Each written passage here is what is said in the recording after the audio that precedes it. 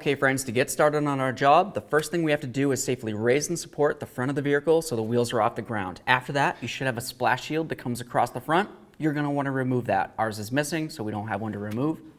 Aside from that, we have a nice clear view of where we're going to start. Now if you come on the back side of the frame along here, you're going to be able to find where your idler arm connects onto this arm right here. We need to remove this cotter pin and then remove the nut.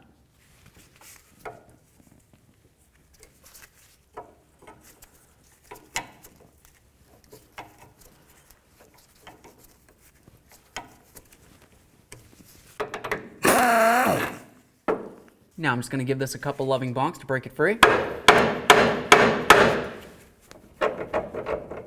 Now let's move along to where our Pitman arm's located. We're going to remove the cotter pin and the nut on that as well.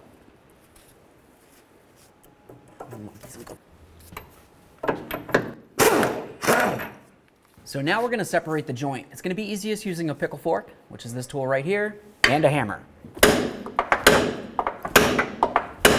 If you find when you're trying to hit your pickle fork that you don't have enough room between the pickle fork and the wheel, go ahead and remove it. If you happen to remove it, at the end, make sure that you retorque your wheel to 140 foot-pounds.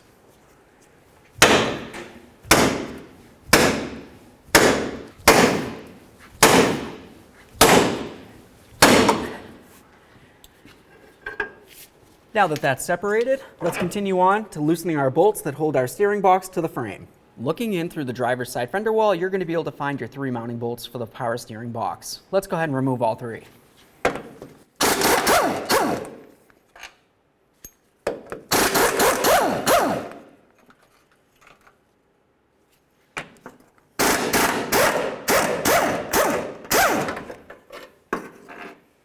Now I'm just going to go ahead and grab onto the box. I'll lift it up and over the sway bar there. Now to get this to this point here, what I had to do was get inside the vehicle and I just turned the wheel a little bit to the left. Essentially, I wanted this arm to come up along the side of the differential here. That way there it gave me enough room to get to the nut. Let's remove that. And the washer. Now to remove the Pitman arm from the steering box, you're going to need a Pitman arm tool that looks like this. Essentially, it's going to have 2 ears that grab along the back side of the Pitman arm, and then it's going to have a drive unit in the center there that's going to go onto the shaft.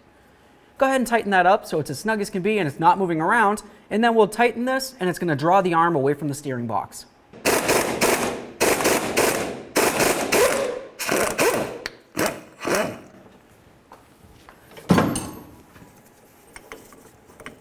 Let's remove our tool and then remove the Pitman arm. There it is, friends. Now let's clean off the steering box.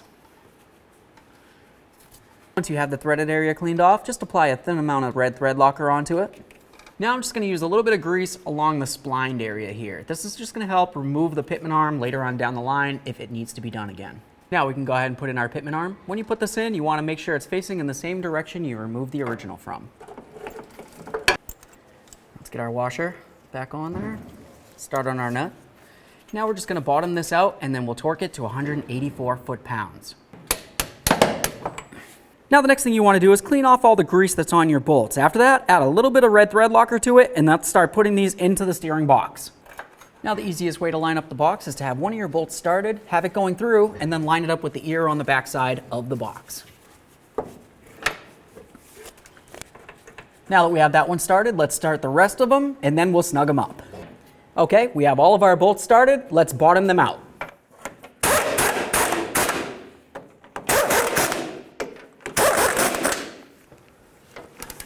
Now we're going to torque these to 100 foot-pounds.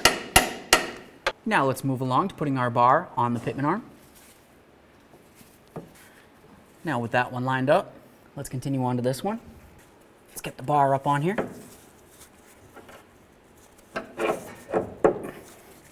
Okay, now let's start our nut on. Now let's bottom this out. Now let's torque this to 40 foot-pounds. The next thing you want to pay attention to is the area on your stud that has a little hole on it. That's going to be for the cotter pin or the locking pin. You want to ensure that one of your slots is lined up with it. If it isn't lined up, just continue tightening until the very next slot does. Now let's get our locking cotter pin in there. Make sure that you pin it over so there's no way that it can fall out of there. And now we'll do the same to the other side.